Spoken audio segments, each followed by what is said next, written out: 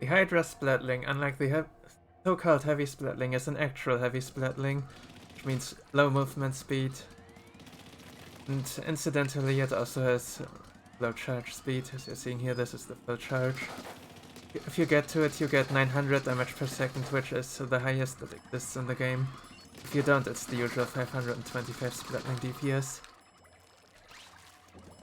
You may also have noticed that the second circle is a lot faster than the first circle, nothing special here. It's pretty much exactly like the heavy, except lower in every way. For movement, you really hope that never has to counter this, but if you have to move through a lot of green ink, that's how you do it. Hopefully you just have good positioning, that this will never be necessary and you'll not be forced too hard out of it. The teammates protect your Hydra well, of course. Like generally don't get too close to the Hydra all the time, just stay away and keep enemies off. How this works. If you're getting too close, then you'll just pull all the attacks on the Hydra and it will not be able to defend itself, and it's for the time.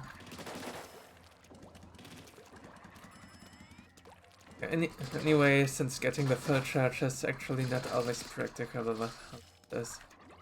You do get it, of course, you can pretty much wipe the screen for a few seconds. You cannot do that, you know your partials with this. First step to do that is quarter, roughly. You can easily get that in a pinch, it's pretty nice. Next up is Stinger. I cannot show this here, but it's a little bit under half. You are in range for all of the shots. You can also like wipe this a bit, just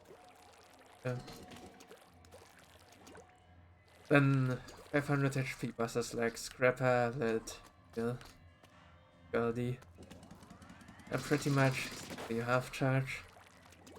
The Scrapper shield, if you need to hardstone that, is a little bit over half. May not quite hit it. This should be safe. And I can also not show this.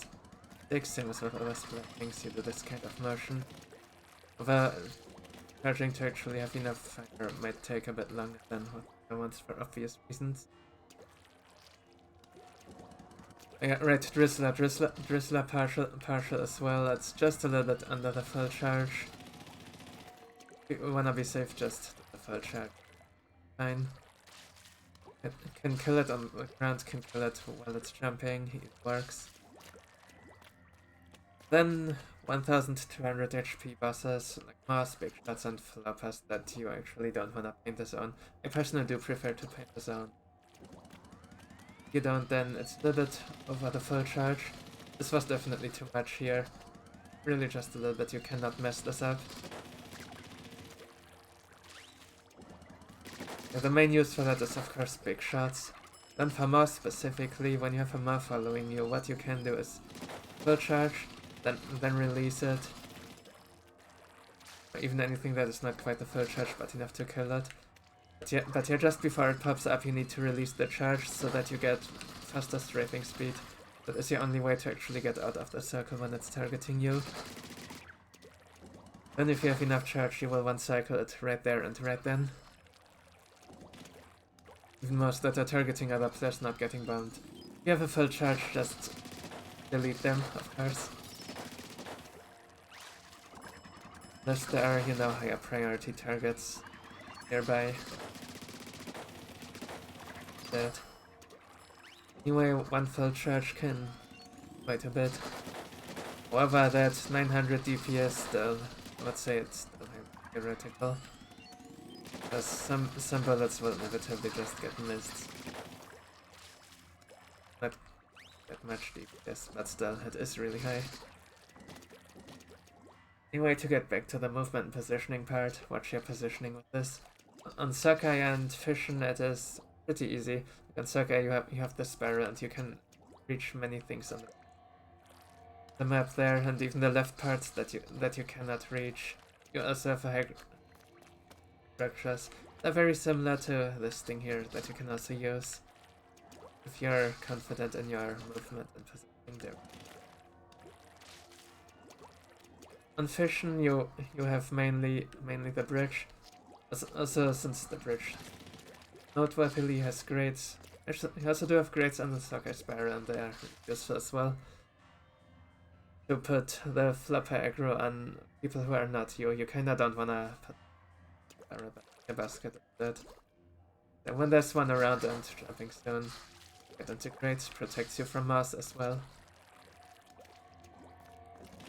And then on Hydra Plant, as I've said, you just have the bridge and the rest of the upper area goes for you to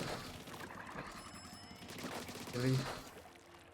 Then on grounds and bay it is a whole lot more difficult. On high tide you have this center block, of course.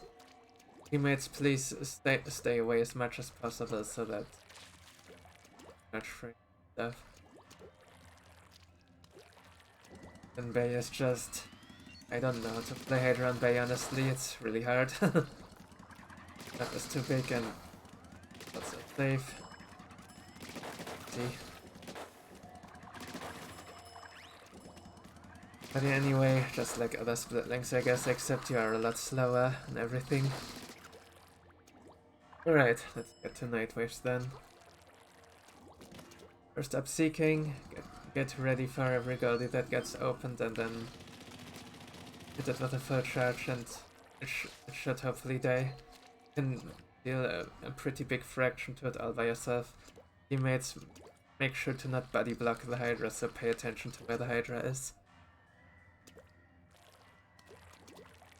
Like Gorillas, similar thing, you lot of them. They just have good positioning and hope your teammates protect you well and stuff. And pretty much solo kill Gorillas if you have to. However, it is actually quite hard in my experience, I have to say. The positioning is not easy to get right, and there are many things I do not know about it yet myself. Because you know, if you have bad positioning, then you cannot just easily fix it. You just have to be ready for him in advance, pretty much. Something I still have myself. So yeah, this might be some fun homework for you, I guess, if you're interested. Mothership, your long-range weapon, stand on spiral or behind basket.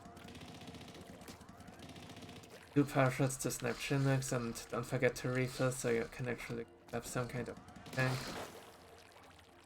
Don't bother with throwing X because refilling is gonna be really slow for you. Like only throw 1 or 2 mechs in the wave and no more than that, and also you can hit the mothership itself pretty hard. You could do the crab thing where you fire above it and then it will fall off.